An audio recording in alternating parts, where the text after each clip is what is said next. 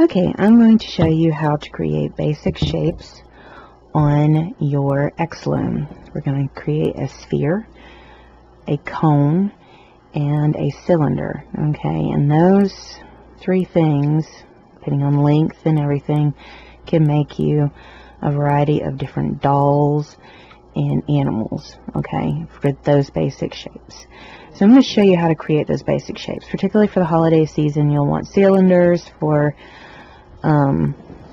different things. You'll want a sphere for ornaments. You'll want a cone for Christmas tree. So I'm going to kind of show you how to do that. For once, you're going to start with your Drawstring Cast On. So you have your 24, and what you want to do is you want to wrap it behind. This is going to be like a wrap in front, okay? If you want, you can do a wrap around the previous start peg and then weave in and out of your 24.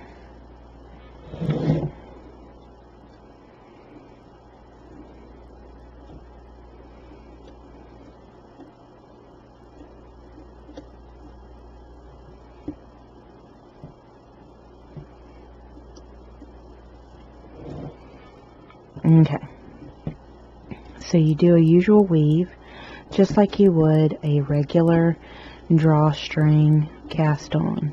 There's nothing different about it.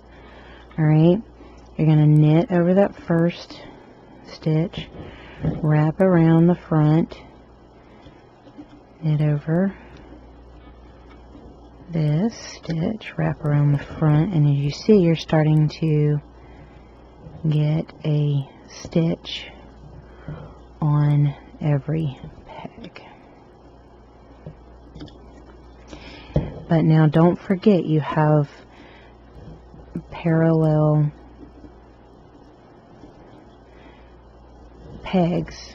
You could end up accidentally skipping one. You don't want to do that, because here is where you could end up skipping one and going to the next, and you don't. You want to make sure you go around the front of that one, because that is a peg that counts.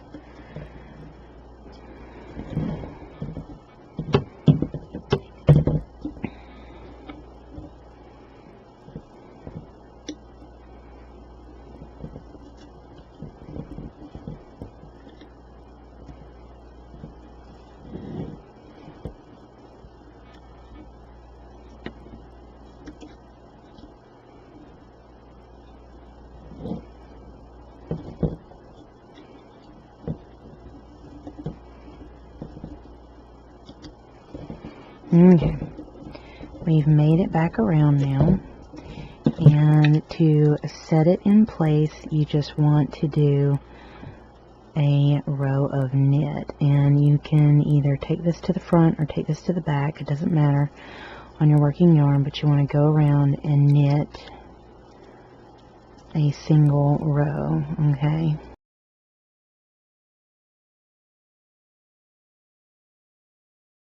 And now we have it set into place.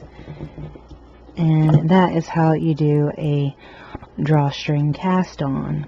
After you do a drawstring cast on and you do a single row of knit, what you're going to do is, this is the process of creating a flat bottom, okay? And what you want to do is you want to increase every fourth row, okay? And what this will do, and you'll want to do it 3 times or however many times, okay? And how many times you choose to increase, you double it. So I'm going to do 3 increases, and I'm going to double it to 6 when I do 6 stockinette rows after I do my increases. Okay, so what this means is you're going to do 3 rows of knit and increase, 3 rows of knit and increase, 3 rows of knit and increase, 6 rows, and then you're going to do a decrease, 3 rows, decrease, 3 rows, decrease, 3 rows, and then a drawstring bind off, okay? And that's the basics. But I'm going to show you how to do it. Okay? So what we want to do is we want to go in and we want to knit for 2 more rounds because I've already knitted a round. So I'm going to knit for 2 more rounds. And this is a basic sphere. You can go larger, you can go smaller. Alright? But this beginning is the start of even your cone and your cylinder and that kind of thing. So keep in mind these first rows with the increase is what you're going to start with on these. And I'm going to show you how to make each of those shapes. Okay, this is row 2. And then we'll do a 3rd row, and then I will show you how to do an increase. And you'll repeat this set 2 more times.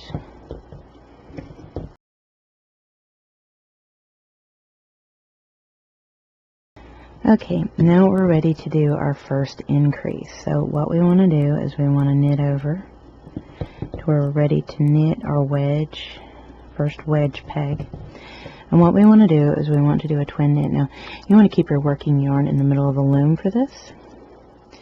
You want to pull back that previous stitch, place your working yarn over this peg, and then put that stitch back. Pick up your stitch you just made, put it onto the previous peg. Then what you'll do is go in and knit your wedge pegs, okay? And then what you need to do is go in and keep your working yarn into the middle of the loom, pull back that stitch, push it back, move the stitch you just created over, then knit that stitch. Okay, now you want to take and move your wedge out 1 slot or set of pegs. You want to take the stitch you created over here on this peg and move it back, and the stitch you made over here that you moved here over here, and that fills in those pegs. And if you desire a snugger area where your increase is, you can go in and snug up those stitches. Okay, and then at this rate you will knit your way around to the next wedge, and you will do the same process on all 4 wedges. Okay, now you're going to have the working yarn in the middle of the loom. You're going to pull back that previous stitch, place the working yarn in front of the peg, and then replace that stitch you pulled back. Then you're going to find the stitch you just created, because you'll know, because the working yarn will move. You're going to put that on the previous peg, knit your wedge pegs,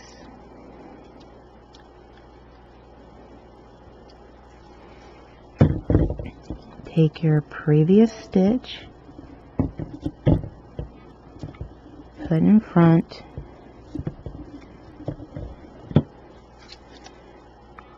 and move over. You're going to do this on all 4 wedges, and you're going to repeat this method. Okay, I would actually like to show you where, before my battery and my computer died, where we left off. And while you see that I've gone ahead and done sets, I'm still going to show you right where I left off on how to do an increase all the way around. Okay, so we got as far as here.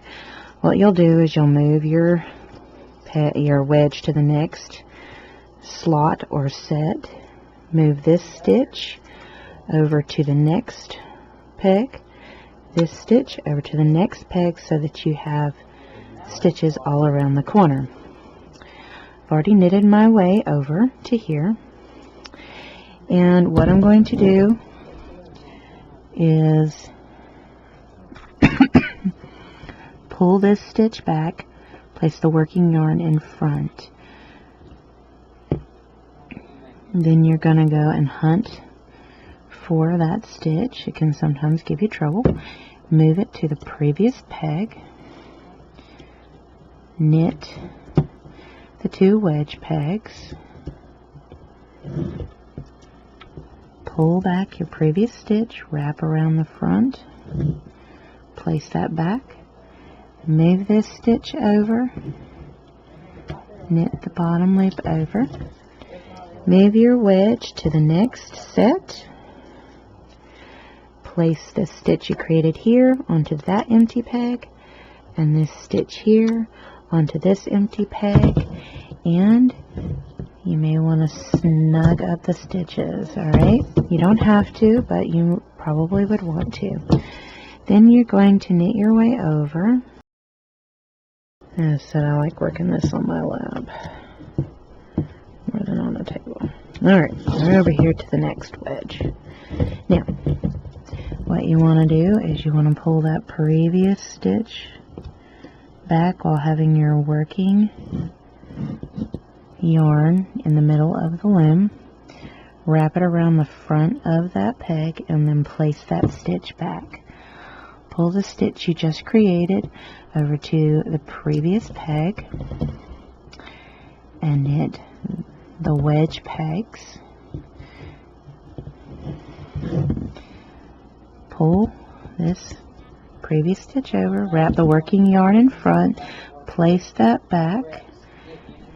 So place that on the previous peg and toss the bottom loop over. Now what you want to do is you want to pull this one slot down, and then what you want to do is place these stitches onto the empty pegs, and you will have your increase done for a single row.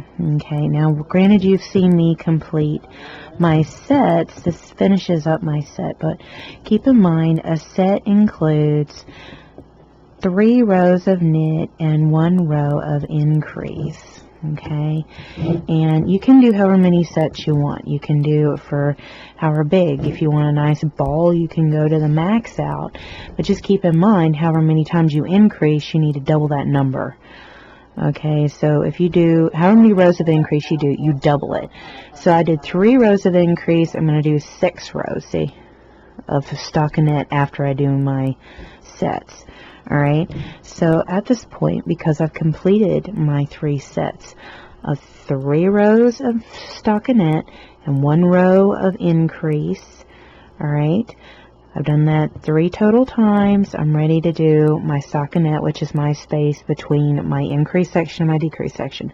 So what you want to do for the sphere is knit 6 rows. Now, this beginning is going to work for the cone, the sphere, and the cylinder. Keep that in mind. Okay, so every time I go and start to do the next shape, it's after this point. Okay, so we're fixing to do the cylinder, the sphere. And what you want to do now is you want to knit 6 rows, because we did 3 increase rows. Okay, now if you choose to do 5 increase rows, you do 10 stockinette rows. Keep that in mind when you're doing shaping. Okay, so go ahead and pause the video, get 6 rows done, and then I'll show you the next step to finishing up your sphere. Okay, I have done my 6 rows. I'm now ready to start my decreasing set, which is decrease a row, knit 3 rows, decrease a row, knit 3 rows, until you're down to your 24. Okay, so we're going to decrease, which means we're going to move our wedge in 1 set, move those straggling stitches, I call them, to the wedge pegs all the way around. I always like to preset up my decreases. I always say decreasing is a heck of a lot easier than increasing, but once you get the hang of both, they're beneficial to know how to do both. And the last one. Okay, now you're just going to knit your way around. And then when you get to those pegs with 2 stitches on it, you want to knit both stitches over. Alright, and this is called a 4 wedge decrease, and it's a decrease row as I call it. Everything on the X-Loom is set up in sets a lot of times. And you can change the size that you want if you just change your peg count and you keep the set count going. Alright, it works. Alright, so you're just going to knit your way around, and this is row 1 of this set. Okay.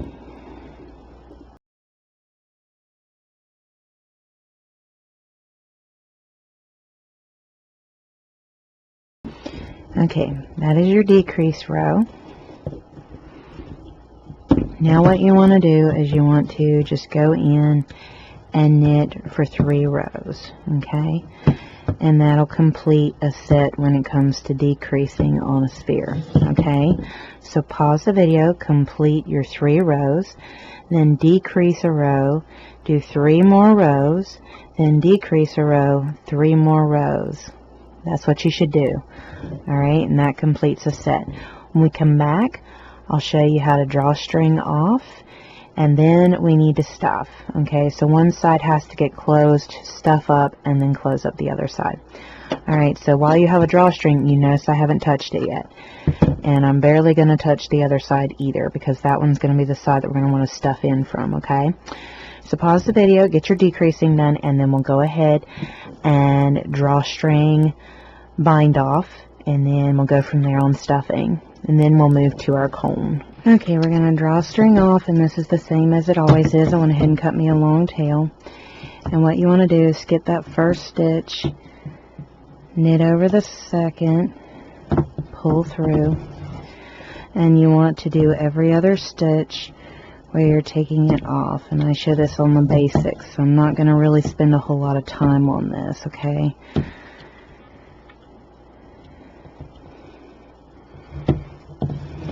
So go ahead and drawstring half the stitches off. We're at the beginning again. We're going to skip that first stitch again and move to the next available stitch and drawstring off all the rest of the stitches. Yes, this is 2 rounds, and I'm going to show you where you can pull to get it tightened. Once we finish this, we will stuff it and do what we need to finish up our sphere, and then we'll move on to the cone shape. So we are almost done with our first shape, and then we can move on and I can show you how to do the next shape. Alright, our last one. Pull through. Alright, and we aren't going to tighten that, okay? We're going to make sure that one stays loose because that's going to be the easiest side to shut down. Alright, so what you want to do is you want to go in and tighten the 1/2 as much as you can. And then what you want to do is thread your needle, and you'll go in and do the star shape that I've shown. So you go in, you pull through, and you flip inside out, and this side is the side that I always suggest sewing up first. Alright, so you want to tighten that as much as possible. Then you want to do the opposite stitch, send through, then go over here to the opposite side, send through, pull, opposite side, send through, and that creates a star stitch which closes it completely. Now you may decide that you would like to go in and make this an ornament and attach one of those candle lights to it. You can actually not bother with that, and you can actually shove that light up into that hole to create an ornament. Okay, and I'm just going to knot that off.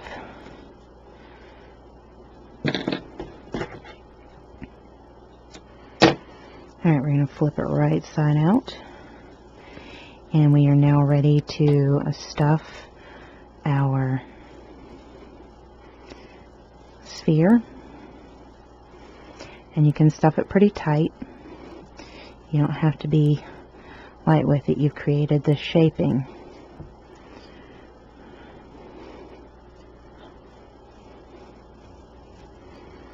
Stuff it as tight as you can. You can also buy plastic ornaments and stuff the sphere as well if you want to do the light thing that I'm talking about. Okay. Stuff it to its max. And then what you want to do is you want to find your end one, and then there's a pull string behind your tail. You want to pull that string first. Okay. Then you want to pull your last string.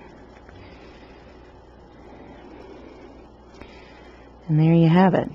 There is your sphere, your ball. Okay. And then all you'll do is you'll close that off and pull the end in. And there you have a ball. Again, you can stuff it with the plastic ornaments that you can buy, and you can shove the light through this in and paint the base, and you have like an ornament. There's options for this shape. Okay, you can make a little bit larger of one where you increase and decrease 5 times and then 7 times, and then you can attach all of them and make a snowman. But this is a basic shape for a sphere. So we're going to move on to our next shape, which is going to be a cone. And you're going to start off just like you did with the increase, and then we're going to go from there and do the actual cone shape, which is your set rows. Okay, so that's where we're moving on to next.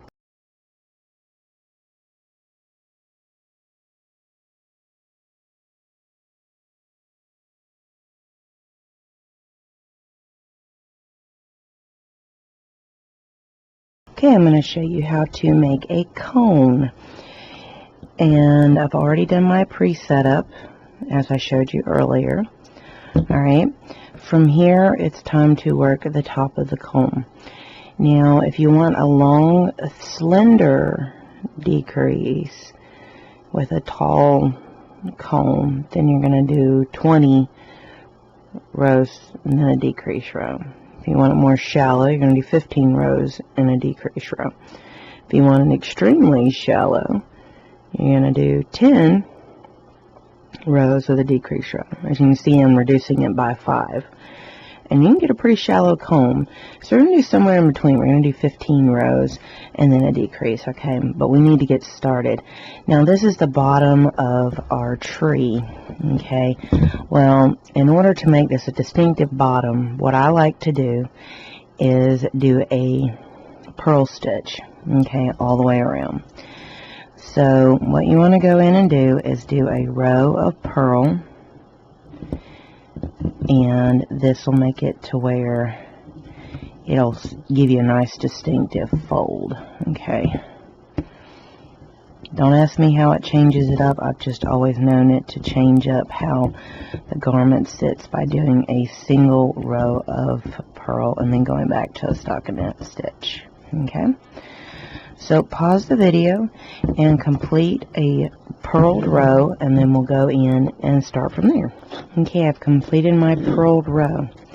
Now is time where we start doing our sets. Okay, so what we're going to do is, since we've already done a row, what we're going to do is we're going to do 15 rows of knit. Okay, so 15 rows of stockinette, and then we'll do a decrease row.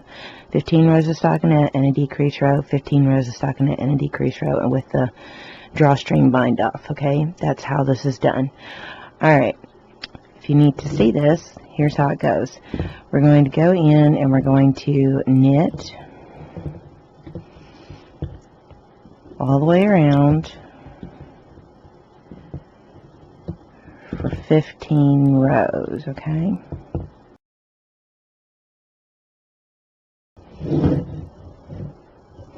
Alright, so you go around and around 15 rows. Okay, so pause the video, get your 15 rows of stockinette done, and I'll come back and I'll show you how to do a decrease.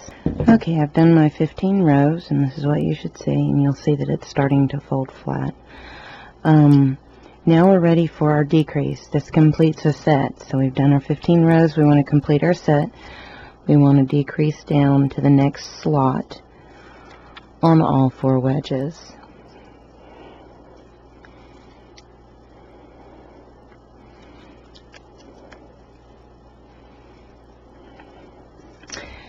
And you want to move them stitches over to the wedge pegs. Then you will knit the round. I love decreasing because of how fast it is. Okay, we've just done that decrease, and now what we want to do is knit around. And this will complete our set. And when you get to those wedge pegs, make sure that you knit both the stitches over, and that completes a decrease row. Okay.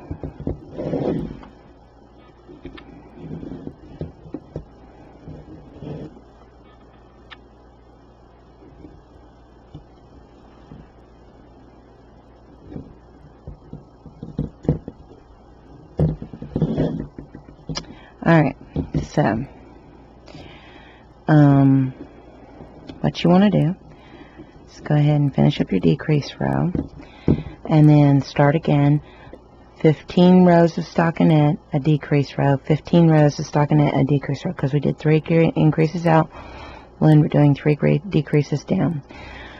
Then what you want to do is do your drawstring bind off like we did for the sphere, the exact same thing, except do not pull it tight. You got to be able to stuff this, and if you want it to have a really flat bottom, I'll need to show you how to do a piece of cardboard to be able to stick in the bottom there and then stuff it the rest of the way, okay?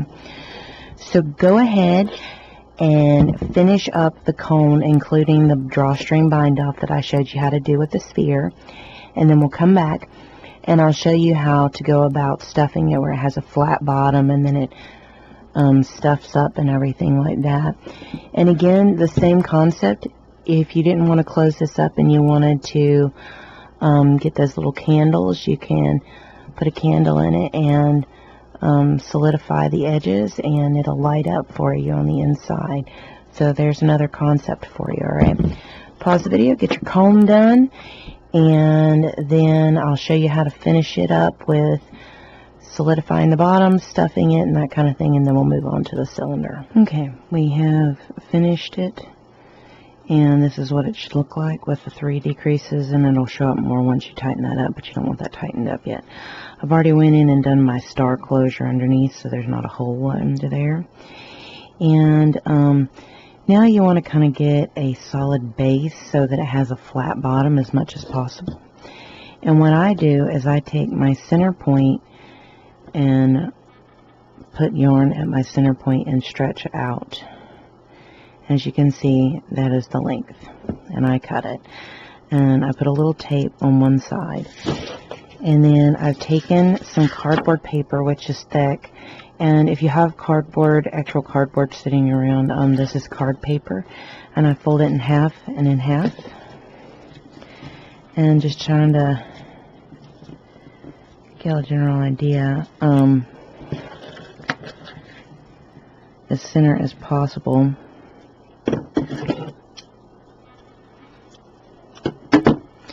What you want to do is you want to take and fold the paper twice and make sure you'll be able to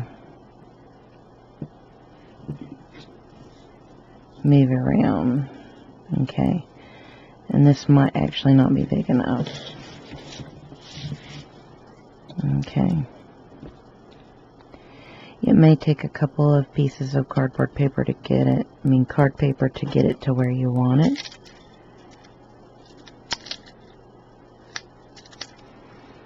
So you have that there, and then you can move it and mark it there.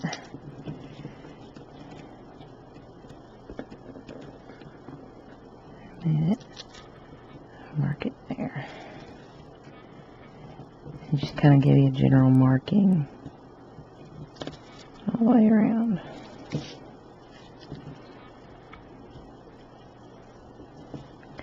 And again, you may need to do this a couple of times to get it thick enough. You can use this as a guide to actually get you a piece of cardboard as well set up. And connect those dots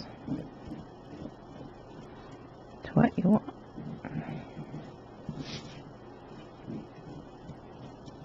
Okay. Take your scissors. Cut.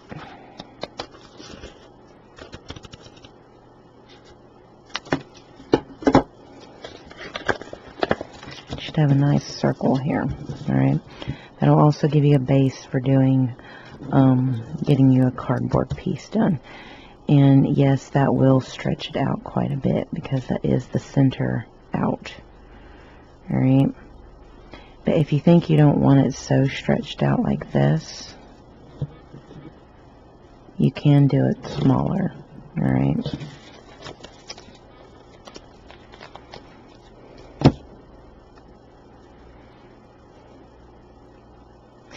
You can even try, if you would want, to go in and trace it out on a piece of paper.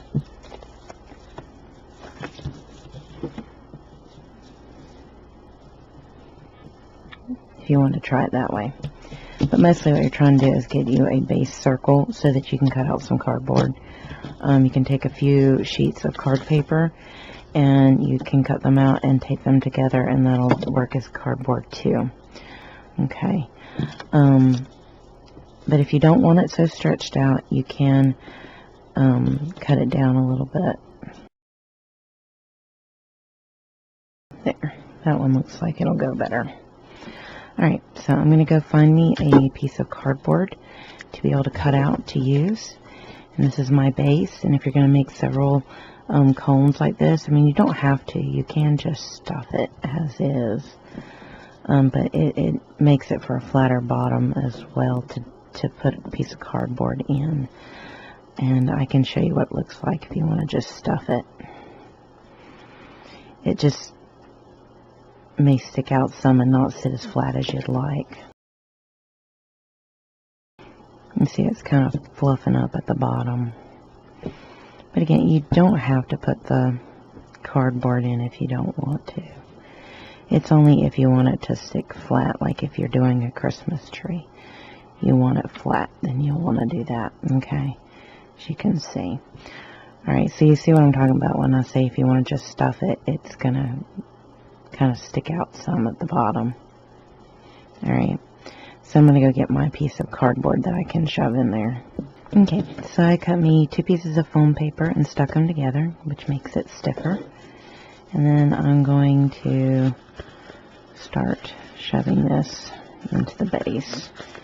Because you are going from the narrow end, it may give you a little trouble to get it set up. And there you can see, you got the base in. It's nice and flat. Now, you can go in and start stuffing. Okay. And when you think you have it stuffed to the level that you want, and you're ready to tighten it, keep in mind you'll want it probably stuffed a little over, okay, so that it hugs around that. All right, you find your ending point right here, okay, and there's your ending point, and there's a long pull above it. Pull that first.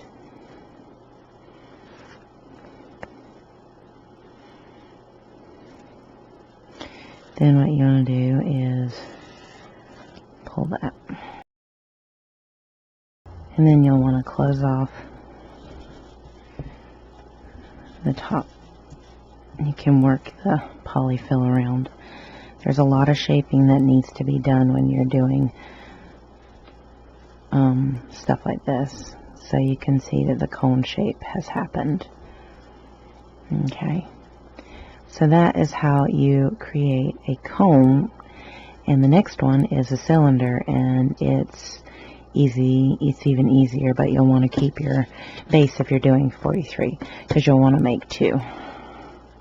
One for one side and one for the other side. But there's where your bottom is. This is what your top looks like.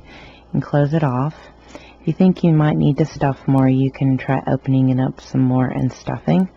Or you can just keep working on shaping it until it's the shape you like.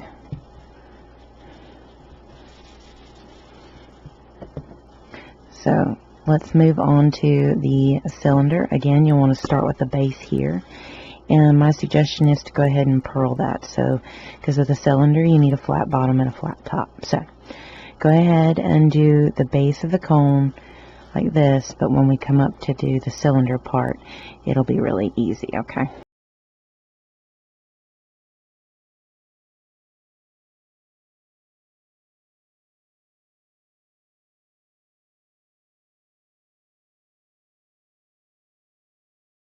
Okay, I'm going to show you how to make the cylinder real quick.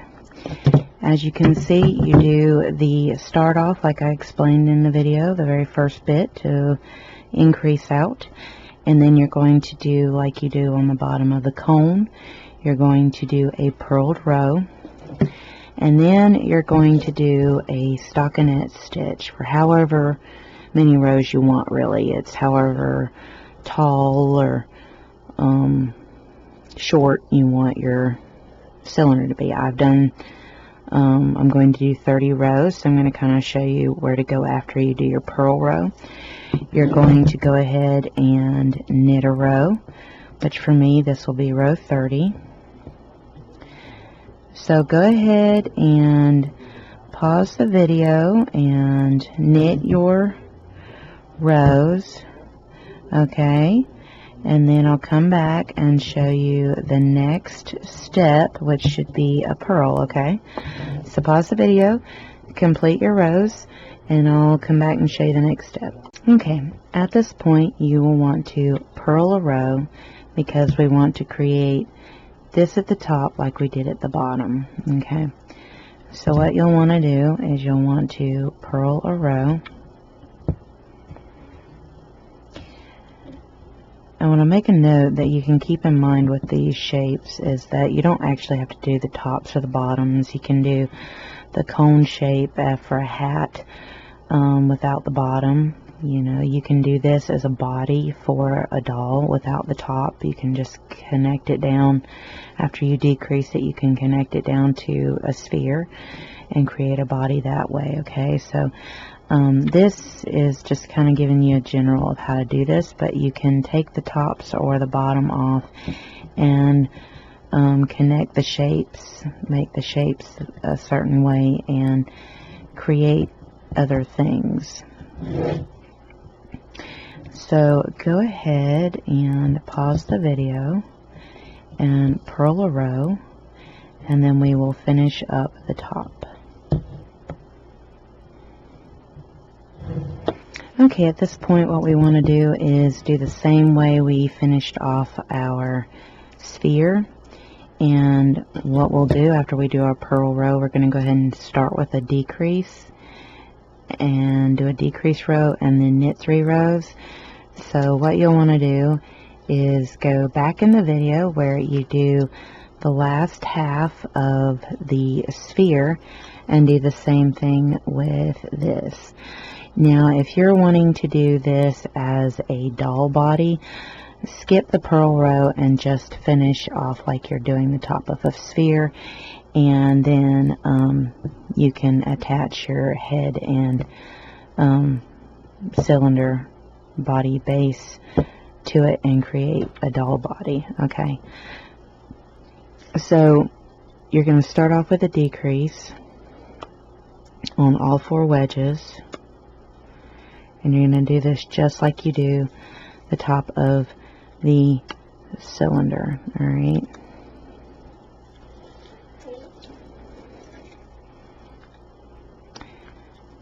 You do a decrease row and then you do 3 knit rows, and you do it until where you're down to 24 pegs, and then you do your drawstring bind off just as I show, and then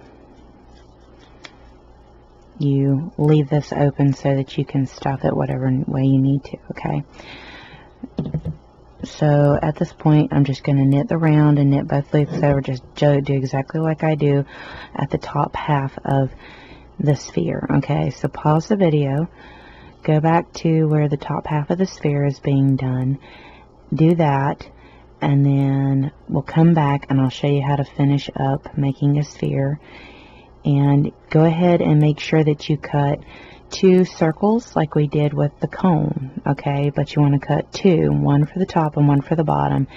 And if you want it to be solid all the way around, you may want to take some foam paper like I did with the top and the bottom and create a cylinder based off the top and the bottom. But go ahead and have the top and the bottom circles cut, and then I'll show you how to make a foam ring where you can just stuff it all and it can be like a firm shape.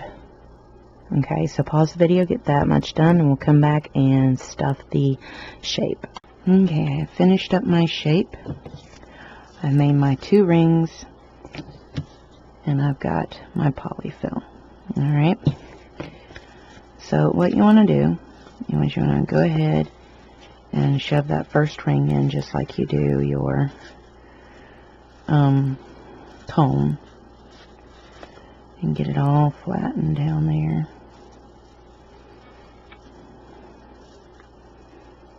Okay, then go in and just stuff as much as you can, and you may need to stuff and then add the second ring to see if you're getting it the way you want. Okay, then you'll go in and stuff in the next ring,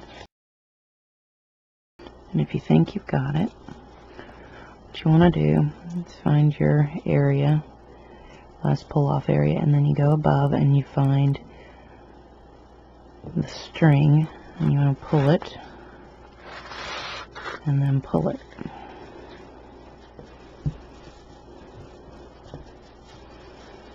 And then you have a cone. Okay, and that is how you make, a cylinder. That is how you make the sphere, cone, and cylinder on the X-Loom. And what you can do is you can take all kinds of different variations of the shapes. You can take and remove the top and do the cylinder, do the cylinder bottom with the sphere top. You can miss doing the bottom of the cone entirely to do a pointy hat. So just take the time to take the basics of these shapes, and you can do all kinds of different animals and that kind of thing, hats and stuff like that, and these concepts, okay? So that is how you make the 3 basic shapes on the X-Loom.